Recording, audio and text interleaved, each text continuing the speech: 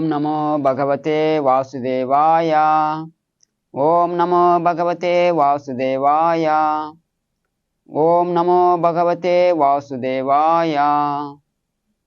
பகவத்கீதை உண்மை உரிவில் அத்தியாயம் 2 கீதையின் உட்பொருள் சுருக்கம் பதம் 25.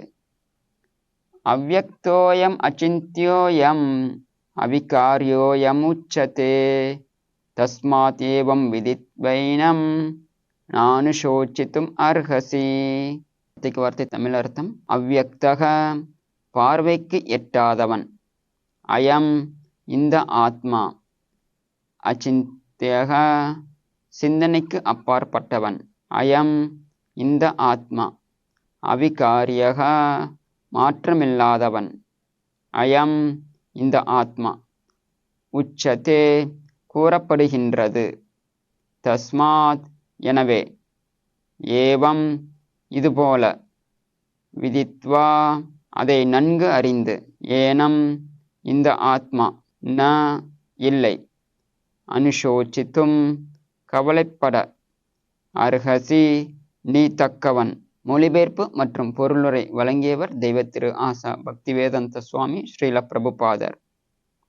மொழிபெயர்ப்பு: ஆத்மா பார்வைக்கு புலப்படாதவன், சிந்தனைக்கு அப்பாற்பட்டவன், மேலும் மாற்ற முடியாதவன் என்று கூறப்படுகிறது.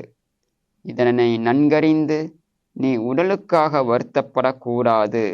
பொருளுரை: முன்பே கூறியபடி ஆத்மாவின் அளவு நமது பௌதீக கணிதத்தின்படி மிகச் சிறியதாகும். மிகவும் சக்தி வாய்ந்த நுண்பொருள் நோக்கியாலும் அவனை காண முடியாது. எனவே அவன் பார்வைக்கு புலப்படாதவன் என்று அழைக்கப்பட்டுள்ளான். ஆத்மாவின் இருப்பை பொறுத்தவரை ஸ்ருதி எனப்படும் வேத அறிவின் வாயிலாக அன்றி பரிசோதனை மூலமாக எவராலும் நிரூபிக்க முடியாது. ஆத்மா இருப்பது அனுபவத்தால் உணரப்பட்டாலும் கூட அதனை புரிந்து கொள்வதற்கு வேறு வழி ஏதும் இல்லாததால் வேத உண்மையை நாம் ஏற்றுக்கொண்டாக வேண்டும்.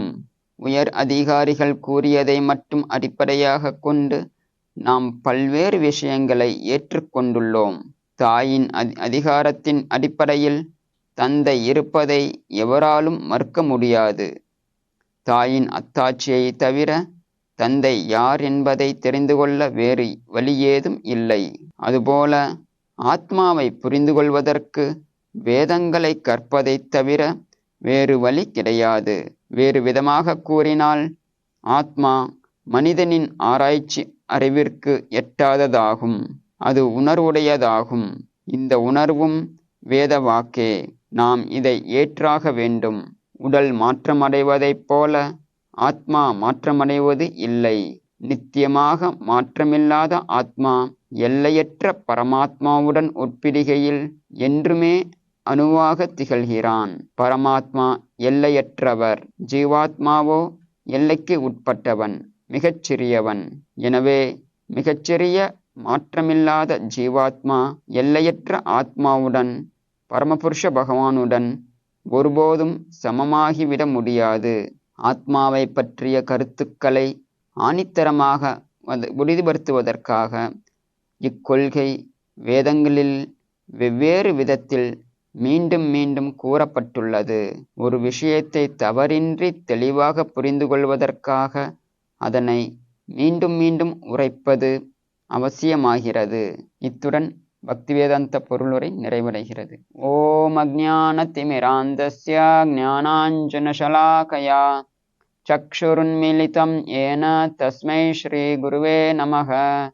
நம ஓம் விஷ்ணுபாதாய கிருஷ்ணப்ருஷ்டாய பூதலே ஸ்ரீமதே பக்திவேதாந்த ஸ்வாமின் இதி நாமினே. நமஸ்தே சாரஸ்வதே தேவே கௌரவாணி பிரச்சாரிணே நிர்விசேஷா சூன்யவாதி பாश्चात्य தேசதாரிணே. जय श्री कृष्ण चैतन्य प्रभु नित्यानंदा श्री अद्वैत गदाधरा श्रीवासादि गौरभक्त वृंदा. हरे कृष्णा कृष्ण कृष्णा हरे हरे, ஹரே ராமா ஹரே ராமா ராம ராமா ஹரே ஹரே. இந்த பகுதியில் நாம் ஆத்மாவின் குணங்கள் கிருஷ்ணர் விவரிக்கிறது நம்ம பார்த்துக்கிட்டு இருக்கிறோம். இந்த பாதத்தில் கிருஷ்ணர் ஆத்மாவை பற்ற 3 குணங்களை விவரிக்கிறார். என்ன அப்படின்னா, ஆத்மா நம்மளுடைய பௌதிக புலன்களுக்கு எட்டாதவன், பார்வைக்கு புலப்படாதவன் அப்படிங்கிறத சொல்றாரு. 2வது, நம்மளுடைய சூக்ஷ்ம உடல், அதாவது சிந்தனைக்கு அப்பாற்பட்டவன் அப்படிங்கிறத சொல்றாரு. மேலும் ஆத்மா தன் நிலையிலிருந்து எப்போதும் எந்த ஒரு மாற்றத்தையும் சந்திப்பது கிடையாது. இந்த மாற்றமில்லாதவது அப்படிங்கிறது எப்படி புரிந்து கொள்றது அப்படின்னா, ஆத்மாவானது தான் பெற்றிருக்கக்கூடிய உடல் மாறினாலும், தான் பெற்றிருக்கக்கூடிய மனநிலை மாறினாலும், அந்த உயிர்வாளியானது என்னைக்கும் மாறப்போவது கிடையாது. நான் 20 வருடத்துக்கு முன்னாடி நான் ஒரு நபர் அப்படின்னு அடையாளப்படுத்திக்கிட்டு இருந்தேன் அப்படின்னா, இப்போவும் நான் என்னுடைய குழந்தை பருவத்திலிருந்து நான் இப்போ வாலிப பருவத்திற்கு வந்திருக்கலாம். ஆனா நானே மாறிவிட்டதாக எந்த ஒரு இதுவும் கிடையாது. அதே போல பிற்காலத்துல வயதான நிலைக்கு நம்ம செல்லலாம். ஆனா வயதான போது நம்ம வேறொரு மனிதனாக நான் இருப்பேன் அப்படிங்கிறதும் கிடையாது. நான் மாறிவிட முடியாது. நான்கிற அந்த உயிர்வாளியானது எப்பவுமே அந்த ஒரே ஒரு உயிர்வாளி தான். ஒவ்வொரு ஆத்மாவும் அந்த உயிர்வாளிங்கிற அந்த நிலையிலிருந்து என்னைக்கும் மாறிவிட முடியாது. மேலும் இந்த உயிர்வாளியானது எப்பவுமே பகவானுடைய ஒரு அம்சமாக தான் திகழ்ந்து கொண்டிருப்போம். நான் இன்னைக்கு பகவானுடைய அம்சமாக இருக்கிறேன், நாளைக்கு பகவானாக மாறி விடுவேன் அல்லது பரமாத்மாவாக மாறி விடுவேன் அப்படிங்கிறது அந்த கருத்து கிடையாது. எப்பவுமே நம்ம ஜீவாத்மா தான், உயிர்வாளி தான். அதுல எந்த மாற்றமும் கிடையாது. அதுபோல நம்மளுடைய குணங்களும் என்னைக்கும் மாறிவிட முடியாது. நாம இன்னைக்கு ஒரு கட்டுண்ட நிலையில வேணாம் நம்ம இருக்கலாம். ஆனா நம்மளுடைய உண்மை நிலை சச்சித்தானந்தம். இன்னைக்கும் நம்ம ஜீவாத்மா அந்த சச்சிதானந்த நிலையை தான் நம்ம பெற்று இருக்கிறோம். பிற்காலத்திலே நம்ம இந்த பௌதிக பந்தத்திலிருந்து விடுபட்டதுக்கு அப்புறமும் நம்மளுடைய சச்சிதானந்த நிலையானது மாறிவிட போவது கிடையாது. ஆக ஆத்மா எந்த மாற்றத்தையும் சந்திப்பது கிடையாது. அதை நம்ம ஆணித்தரமாக நம்ம புரிந்து கொள்ள வேண்டும். ஆத்மா இன்னைக்கு இந்த உடல்ல இருக்குது, பிற்காலத்துல இதோடைய நிலை அழிந்து விடுவோம் அப்படிங்கிறதும் கிடையாது. நம்மளுடைய உடல் வேணா அழிந்து போகலாம், நம்மளுடைய மனநிலை வேற ஒரு மனநிலையை நம்ம ஏற்றுக்கொள்ளலாம். ஆனா ஆத்மா தன்னுடைய இருப்பானது என்னைக்கும் அழித்து கொள்ள முடியாது. அதையும் நம்ம தெரிந்து கொள்ளணும். அந்த வகையில ஆத்மா எந்த மாற்றத்தையும் சந்திப்பது கிடையாது. ஆத்மா நித்தியமானது. அதனாலதான் நம்ம இந்த ஆத்மாவுடைய குணங்கள் இதெல்லாம் இருக்கிறதுனால நம்ம ஆத்மாவுக்கு நம்ம முக்கியத்துவம் கொடுக்கணும். நம்ம இதை நம்ம அனுபவத்தால் நம்ம இதெல்லாம் ஏற்றுக்கொள்ள முடியும். ஆனா இதை நம்மளால நம்ம பௌதிக புலன்களால நம்ம இதுல நிரூபித்து காட்டணும் அப்படின்னா அது இயலாத காரியம். அனுபவத்தால் அப்படின்னா நம்ம ஒரு உயிர் வாழ்ந்து கொண்டு இருக்கக்கூடிய நிலையில இருக்கிற ஒரு மனிதனுக்கும் அதே மனிதன் இறந்த பிறகு பெற்றிருக்கக்கூடிய சரீரத்துக்கும் உண்டான வித்தியாசம் என்ன? உயிர் வாழ்ந்து கொண்டு இருக்கும்போது ஆத்மாவானது அந்த உயிரில் இருக்குது. அந்த ஆத்மா உயிரில் இருக்கிறதுனால தான் அந்த உடல் இயங்கிக் கொண்டே இருக்கிறது. அந்த ஆத்மா உடலை விட்டு வெளியேறினதுக்கு அப்புறம் அந்த உடல் ஒரு வெறும் ஜட பொருளாக தான் இருக்குது. ஒரு உயிருள்ள பொருள், ஒரு உடலுக்கும் உயிரற்ற பொருளுக்கும் எல்லா வகையான மூலப்பொருட்கள் எல்லாமே இருக்கு. அதுல எந்த ஒரு மாற்றமும் கிடையாது. ஆனா உயிர்வாளி, அதாவது ஆத்மா மட்டும்தான் ஒரு இதுல இருக்குது, இன்னொரு இதுல இல்லை. அது மட்டும்தான் வித்தியாசம். அதனால ஆத்மா இருக்குது அப்படிங்கிறது நம்மளால அனுபவத்தால நம்ம புரிந்து கொள்ள முடியும். இந்த ஆத்மா இருக்கிறதுனால மட்டும்தான் நம்ம உடல்ல பல்வேறு வகையான செயல்களை செய்கிறோம், பல்வேறு வகையான வகையில் நம்ம சிந்திக்கிறோம், பல்வேறு வகையான நம்ம முடிவெடுக்கிறோம் ஒரு செயலை செய்வதற்கு. ஸோ இது போல பல செயல்களும் பலதரப்பட்ட அனுபவங்களும் நம்ம அனுபவிக்கிறோம். ஆத்மா இல்லை அப்படின்னா இந்த உடலானது ஒரு வெறும் ஒரு ஜடப்பொருளே தான். அது ஜடப்பொருள் அப்படின்னா இந்த டேபிள் இன்னைக்கு இப்படி இருக்குது அப்படின்னா இன்னொரு 500 வருஷம் போனாலும் இந்த டேபிள் இந்த நிலையை மாறப்போவது கிடையாது. அது ஜடப்பொருள் தான். தானாகவே நகரப்போவதும் கிடையாது. அதை நம்ம அது அதற்கு எந்த ஒரு உணர்வும் கிடையாது. ஆனா உயிருள்ள ஒரு மனிதனுக்கு மிக உயர்ந்த உணர்வுகள் இருக்கின்றன. அதன் அடிப்படையில நம்ம ஆத்மா இருக்குது அப்படிங்கறத நம்மள அனுபவிக்க முடியும். ஆனா இதை நம்ம ஆத்மா நம்மளுடைய புலன்களால நம்ம பார்க்கணும், தெரிந்து கொள்ளணும், இல்லைன்னா கேட்கணும் அப்படின்னா அது இயலாத காரியம். அது அந்த மாதிரி நம்மளால நிரூபிக்க முடியாது. என்னன்னா நம்மளுடைய புலன்கள் ஒரு வரம்பிற்கு உட்பட்டது.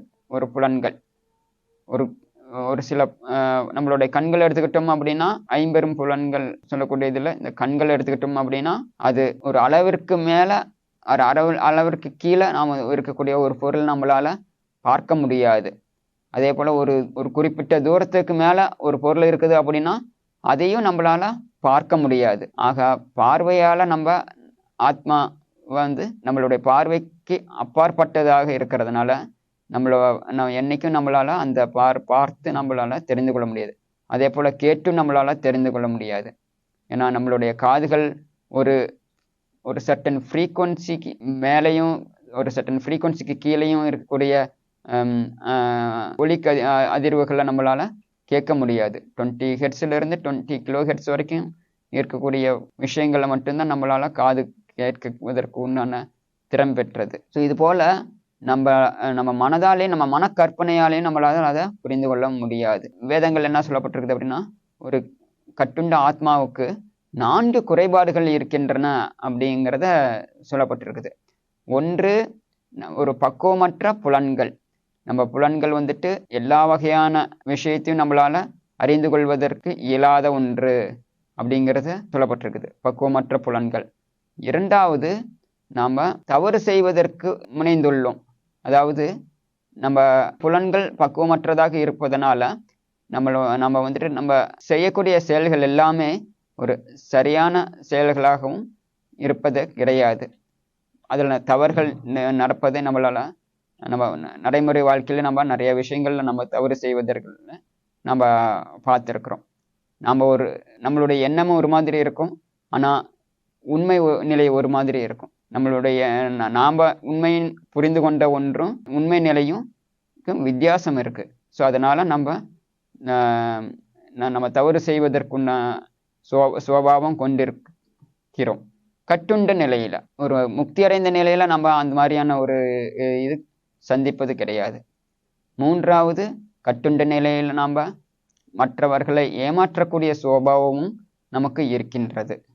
ஏமாற்றக்கூடிய சுபாவம் அப்படின்னா, நம்ம எப்பப்பெல்லாம் நம்ம இந்த பௌதிக உலகை நம்ம ஆள வேண்டும், அதாவது என்னுடைய விருப்பப்படி எல்லாமே நடக்க வேண்டும் அப்படின்னு ஒரு சுபாவம் இருக்கிறதோ, அப்பப்பெல்லாம் நம்ம மற்றவர்கள் சொல்லுவதை நம்ம கேட்கக்கூடிய ஒரு மனநிலை இல்லை. நம்மளுடைய சிந்தனை, நம்மளுடைய செயல்களுக்கு, நம்மளுடைய வார்த்தைகளுக்கு அவங்க மாறுதலாக நடந்து கொள்ளும் போது அவங்க மேல ஒரு வெறுப்பு வருது. அப்படி அந்த வெறுப்பானது நம்ம நம்ம தகர்த்து கொள்ள வேண்டும் அப்படின்னா, நம்ம அவங்கள பௌதீக ரீதியாக நம்ம அவங்கள ஏமாற்ற வேண்டும் அப்படிங்கிற அந்த குணம் நமக்கு நம்ம மனதில் ஏற்படுது. ஆக நம்ம கட்டுண்ட நிலையில ஒரு மனிதன் மற்றவர்களை ஏமாற்றக்கூடிய சுபாவமும் பெற்றிருக்கிறான். நிறைய விஷயங்கள் நம்ம தெரிந்தே ஏமாற்றுகிறோம் மற்றவர்களை. ஒரு சில மக்கள் நம்ம நினைக்கலாம், நாம் நம்ம மற்றவங்களை ஏமாற்றணுங்கிற அவசியமே அந்த எண்ணமே நமக்கு இல்லையே அப்படின்னு. ஆனால் நம்ம இந்த கட்டுண்ட நிலையோட உள்ளார்ந்த குணம் என்னன்னா, எப்போ நம்ம மற்ற இந்த பௌதிக உலகத்தை நம்ம ஆளணுங்கிற அந்த சோபம் இருக்கிறதுனால மற்றவர்களை ஏமாற்றக்கூடிய அந்த நிலை நம்மளையே அறியாமல நம்ம பெற்றிருக்கிறோம். அதையும் நம்ம ஏற்றுக்கொள்ள வேண்டும்.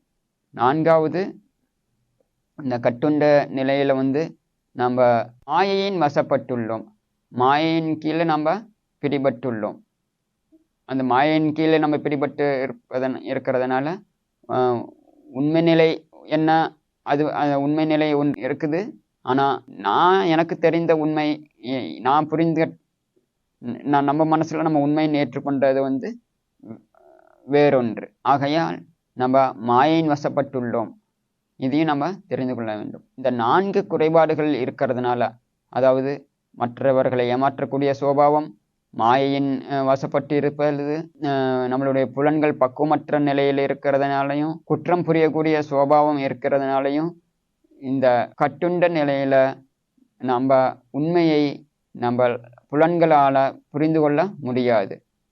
மேலும் அனுபவத்தாலேயும் நம்ம ஆராய்ந்தும் நம்மளால இந்த உண்மையை நம்மளால தெரிந்து கொள்ளவும் முடியாது. ஆராய்ந்து தெரிந்து கொள்வதுன்னா நம்ம ஒரு சில விஷயங்கள் நம்மளை ஆராய்ந்து நம்ம புரிஞ்சுக்கலாம். முன்னாடியே நம்ம இதற்கு முன்னாடி வகுப்புல நம்ம பார்த்து இருக்கிறோம். என்னன்னா ரேடியோ வேவ்ஸ் வந்துட்டு நம்மளால பார்க்க முடியாது. ஆனா அதோடைய விளைவு, அந்த ரேடியோ வேவ்ஸ் ரிசீவ் பண்ணனதுக்கு அப்புறம் அதை ஒரு ஒலி அலைகளாக மாற்றுவதன் மூலமாக, அந்த அந்த சப்தங்கள் கேட்பதன் மூலமாக ஒரு இந்த ரேடியோ வேவ்ஸ் இருக்குது அப்படிங்கிறத நம்மளால புரிந்து கொள்ள முடியும். வேறொரு உதாரணம் கொடுக்கணும் அப்படின்னா, இந்த ஒரு கர்டைன் இருக்குது அப்படின்னா, அந்த இதில் வந்துட்டு ஜன்னலில் வந்துட்டு அந்த ஓரத்தில் இருக்கிற கர்டைன் வந்துட்டு ஆடுவதன் மூலமாக, அசைவதன் மூலமாக அங்கே காற்று இருக்குது அப்படிங்கிறத நம்மளால புரிந்து கொள்ளலாம். ஸோ அதுபோல் ஒரு விஷயங்கள் ஆராய்ந்து நம்ம தெரிந்து கொள்ள முடியும். ஆனால் ஆத்மா இருக்குது அப்படிங்கிறத வந்து நம்மளை ஆராய்ந்து தெரிந்து கொள்ளணும்னா அது முடியாத காரியம். மூன்றாவது வகையான இது வழிமுறை என்ன அப்படின்னா, நாம் வந்து ஒரு விஷயத்த ஒரு அதிகாரி இடத்திலிருந்து நம்ம தெரிந்து கொள்வது. அதற்கு பேர் சப்த பிரமாணம் அப்படின்னு சொல்லக்கூடிய ஒன்று. இந்த சப்த பிரமாணம் அப்படிங்கிறது நம்மளுடைய புலன்களால் நம்மளால அனுபவிக்க முடியாது. நம்ம புலன்களால் நம்ம வந்துட்டு அதை தெரிந்து கொள்ள முடியாது. நம்மளுடைய மனக்கற்பனையால் நம்மளால ஆராய்ந்து கொள்ளவும் முடியாது. ஆனால் உயர்ந்த அதிகாரியின் வாயிலாக நம்ம கேட்டறிவதன் மூலமாக நம்ம அறிந்து கொள்ள முடியும். உதாரணத்துக்கு அதுவும் நம்ம முந்தைய வகுப்புல நம்ம பார்த்துருக்குறோம். என்னன்னா, ஒரு தாயின் அதிகாரத்தை தவிர ஒரு குழந்தையின் தந்தை யார் என்பதை நம்மளால அதைவிட சிறந்த அதிகாரி யாருமே கிடையாது. ஒரு குழந்தையின் தாய், ஒரு தந்தை யார் என்பதை புரிந்து கொள்வதற்கு தாயின் அதிகாரத்தை தவிர, தாயின் வார்த்தைகளை தவிர எந்த ஒரு உயர்ந்த ஆதாரமும் கிடையாது. அதுபோல இந்த ஆத்மாவின் நிலையை நம்ம வந்து அறிந்து கொள்வதற்கு வேத உண்மையை, வேதங்கள் சொல்லப்பட்டிருக்கக்கூடிய கோட்பாடுகள் தவிர உயர்ந்த உண்மை எதுவும் கிடையாது. இந்த வேத உண்மையை தான் இதற்கு முன்பாக பல ஆச்சாரியர்கள் பின்பற்றி கொண்டிருந்தாங்க, பல சாதுக்கள் பின்பற்றி கொண்டிருந்தாங்க. ஆக அவங்களும் அவங்களுடைய வார்த்தைகளுக்கு வேதங்களுடைய சொல்லப்பட்டிருக்கிற உண்மை வேதங்கள் எடுத்துரைக்கக்கூடிய கருத்துக்கும் எந்த ஒரு மாற்றமும் கிடையாது. ஆக வேதங்கள், சாதுக்கள், ஆச்சாரியர்கள், இந்த மூன்றுக்கும் அவங்களுடைய அதிகாரத்தை தவிர வேற எந்த ஒரு உயர்ந்த அதிகாரியாலையும் ஆத்மாவின் குணங்களை வேற ஒருத்தருக்கு இருந்து நம்மளால தெரிந்து கொள்ள முடியாது. அது குரு, சாது, சாஸ்திரம் அப்படிங்கிற இந்த மூன்றுக்கும் எந்த ஒரு வித்தியாசமும் கிடையாது. உயர்ந்த அதிகாரத்தை தவிர வேறு வழிமுறையால நம்மளால ஆத்மாவின் மற்ற குணங்கள்லாம் நம்ம அறிந்து கொள்ள முடியாது. இதையும் நம்ம தெரிந்து கொள்ளணும். சரி, இந்த ஆத்மா உண்மை நிலையில என்ன நிலையில இருக்குது அப்படின்னா, ஒரு சச்சித் ஆனந்தம் அப்படிங்கிற நிலையில இருக்கிறது. அந்த சச்சித் ஆனந்தம் அப்படிங்கிற நிலையில. ஆனா கட்டுண்ட நிலையில நாம இந்த என்னத்தை அனுபவிக்கிறோம் அப்படின்னா, இந்த பௌதிக புலன்களால ஒரு நிரந்தரமற்ற வாழ்க்கையை நம்ம அனுபவிக்கிறோம். நமக்குன்னு இந்த உடலுக்குன்னு ஒரு பிறப்பு, ஒரு இறப்பு அப்படின்னு இருக்குது. அதனால நம்ம ஒரு சத் அப்படிங்கிற இந்த எல்லா காலகட்டத்திலையும் வாழக்கூடிய அந்த நிலையை நம்மளால இந்த உடல் வந்து ஏற்றுக்கொள்ள முடியாது. இரண்டாவது, முழுமையான அறிவு. அந்த முழுமையான அறிவு அப்படிங்கிறது இந்த பௌதீக உலகத்துல இந்த பெற்றிருக்கும் சமயத்துல நம்மளால அனுபவிக்க முழுமையான அறிவு நம்ம பெற முடியாது. ஏன்னா நம்ம என்னைக்கு நம்ம இந்த பௌதிக பந்தத்திலிருந்து விடுபடுறோமோ அப்போ நம்மளுடைய முழு அறிவோட இயங்கிக் கொண்டு இருக்க முடியும். நம்ம கட்டுண்ட நிலையில தெரிந்து வைத்திருக்கக்கூடிய உண்மையானது ஒரு வரம்பிற்கு உட்பட்ட உண்மைதான். அதுக்கு தான் என்ன சொல்லுவாங்க அப்படின்னா, ரிலேட்டிவ் ட்ரூத் அப்படின்னு சொல்லுவாங்க. நம்ம புரிந்து கொண்டது எல்லாமே ஒன்றை விட ஒரு பொருளை கம்பேர் பண்ணி, அதாவது ஒரு விஷயத்த ஒப்பிட்டு இன்னொரு விஷயத்த நம்ம உண்மையானது, நிலையானது அப்படின்னா நம்ம எடுத்துக்கொள்கிறோம். அந்த நிலையில தான் நம்மளால பல விஷயங்கள் நம்ம புரிந்து கொள்கிறோம். நம்மளுடைய முழு அறிவானது இப்போ நம்ம பெற்றிருக்கவில்லை கட்டுண்ட நிலையில. அதே போல கட்டுண்ட நிலையில நம்ம ஒரு ஆன்மீக ஆனந்தத்தை, நம்மளுடைய உண்மையான ஆனந்தத்தை அனுபவிக்க கூடிய நிலையில் நம்ம இல்லை. இந்த பௌதிக உலகில் இந்த ஜட ஆனந்தத்தை அது தற்காலிகமாக இந்த புலன்களின் ரீதியாக நம்ம ஆனந்தத்தை அனுபவித்து கொண்டிருக்கிறோம். புலன் பொருட்களோட சம்பந்தப்படுவதன் மூலமாக ஏற்படக்கூடிய அனுபவத்தை மட்டும்தான் நாம் அனுபவித்து கொண்டிருக்கிறோம். அந்த அனுபவத்தை தான் நம்ம நம்மளுடைய ஆனந்தம் அப்படின்னு நம்ம ஆனந்தமாக நான் நினைச்சு நம்ம அனுபவித்து கொண்டிருக்கிறோம். அதுவும் ஒரு வரம்பிற்கு உட்பட்டு இருக்கிறதுனால, நம்ம புலன்களே வரம்பிற்கு உட்பட்டு இருக்கிறதுனால புலன் திருப்தியும் புலன்களால முழுமையான திருப்தியும் கொள்வது கிடையாது. அதாவது முழு ஆனந்தத்தையும் நம்மளால அனுபவிக்க முடியாது. ஆக இந்த கட்டுண்ட நிலையில நம்ம அசத் அச்சித் இந்த ஜட ஆனந்தம் அப்படிங்கிற நிலையில நம்ம வாழ்க்கை வாழ்ந்து கொண்டு இருக்கிறோம். ஆனா நம்மளுடைய முக்தி அடைந்த பிறகு, நம்ம ஆன்மீக நம்மளுடைய உண்மையின் நிலைக்கு நம்ம திரும்பிய பிறகு நம்ம அனுபவிக்கக்கூடியது சத் சித் ஆனந்தம். அதே ஆத்மா தான். ஆத்மா எந்த ஒரு மாற்றமும் பெறப்போவது கிடையாது. நாமளே தான் பிறகு இப்ப இருக்கிற அசத் சித் ஜனானந்தம் அப்படிங்கிற நிலையிலிருந்து மாறி நம்ம சத் சித் ஆனந்தம் அப்படிங்கிற நிலையை நம்ம அனுபவிக்க போகிறோம். அதற்கு அனுபவிக்கணும் அப்படின்னா நம்ம இந்த பௌதிக உலகத்துல ஒரு வழிமுறைப்படுத்தப்பட்ட வாழ்க்கை நம்ம வாழணும். அந்த வழிமுறை தான் வேதங்கள் மூலமா நம்ம தெரிந்து கொள்கிறோம். இதுதான் அடிப்படையான ஒரு விஷயம் ஒரு மனிதன் வாழ்க்கையில நம்ம தெரிந்து கொள்ள வேண்டியது. இதை பழங்காலத்துல எல்லா மக்களும் இதை பின்பற்றி கொண்டு இருந்தாங்க. ஆனா காலப்போக்கில் நம்ம பொருளாதார முன்னேற்றத்திற்கும் புலன் திருப்திகளுக்கும் முக்கியத்துவம் கொடுத்துட்டு இருக்கிறதுனால இந்த ஞானமானது நம்ம அடிப்படையாக நம்ம வளர்த்துக்காம நம்மளுடைய வெளிப்புற ஞானம், அதாவது நம்மளுடைய பொருளாதாரம் முன்னேறுவதன்மாக நம்ம நம்மளுடைய வாழ்க்கை மாறுகிறது, அல்லது நம்மளுடைய புலன்கள் நம்ம திருப்தி கொள்வதன் மூலமாக நம்ம வாழ்க்கையை நம்ம உயர்த்தி கொண்டிருக்கிறோம் அப்படிங்கிறது ஒரு அறியாமையில் நம்ம வாழ்க்கையை வாழ்ந்து கொண்டிருக்கிறோம். இதே பழங்காலத்துல இது ஒரு பாமர மனிதனாக இருந்தாலும் சரி, முழு அறிவு கொண்ட ஒரு பண்டிதனாக இருந்தாலும் சரி, அவன் இந்த அடிப்படையான அறிவை மையமா வைத்துதான் வாழ்க்கை வாழ்ந்து கொண்டு இருந்தாங்க. அதனால அது காலம் மாறிவிட்டதே அப்படிங்கிறதுனால நம்ம ஒரு உண்மை நிலையை நம்ம தெரிந்து கொள்ள முடியாம போகக்கூடிய அந்த பாக்கியத்தை நம்ம இழப்பது கிடையாது. இந்த காலகட்டத்திலையும் நம்ம உண்மை நிலையை நம்ம புரிந்து கொள்ள முடியும். அந்த பாக்கியம் நமக்கு இருக்கிறது. கடவுள் மிகவும் கருணை உள்ளம் கொண்டு இந்த பாக்கியத்தை நமக்கு இப்போ இந்த காலகட்டத்திலையும் நமக்கு கொடுத்துக்கிட்டு இருக்கிறாரு. எப்படி கொடுத்துக்கிட்டு இருக்கிறாருன்னா, இந்த நாம சங்கீர்த்தனத்தை நம்ம பின்பற்றுவதன் மூலமாக, அதாவது ஹரே கிருஷ்ணா கிருஷ்ண கிருஷ்ணா ஹரே ஹரே, ஹரே ராமா ராம ராமா ஹரே ஹரே, இந்த சப்தத்தை நம்ம உச்சரித்து அதை காதால கேட்பதன் மூலமாக நம்மளுடைய உண்மை நிலைக்கு நம்மளால திரும்ப முடியும். இதுதான் பகவான் சைத்தன்ய மகாபிரபு நமக்கு கருணை உள்ளம் கொண்டு வழங்கி இருக்கக்கூடிய வழிமுறை. இந்த வழிமுறையை நம்ம முழு மனதோட பின்பற்றினோம் அப்படின்னா, அது சப்தத்தை சொல்லி, மந்திரத்தை சொல்லி, அந்த சப்தத்தை காதால என்ன சொல்றோமோ அதை அப்படியே காதால நம்ம கூர்ந்து கேட்டுக்கிட்டே இருக்கணும்.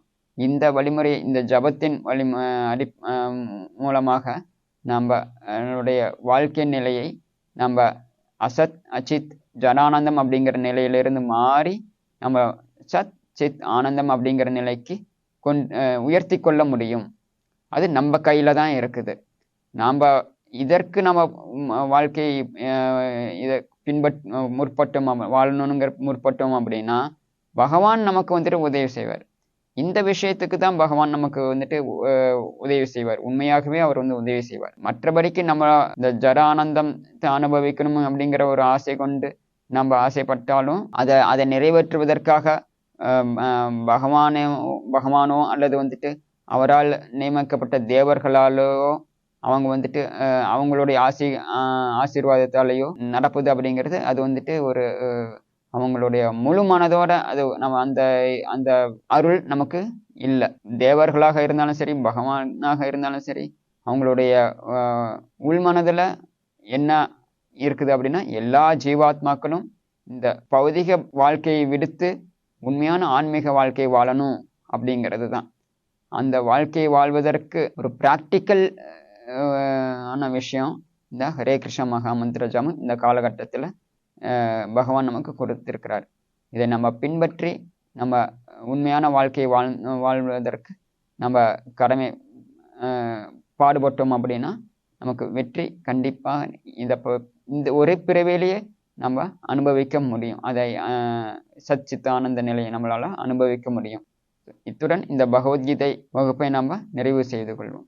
ஸ்ரீமத் பகவத்கீதா கி ஜெய். ஜெகத்குரு ஸ்ரீல பிரபுபாத் கி ஜெய்.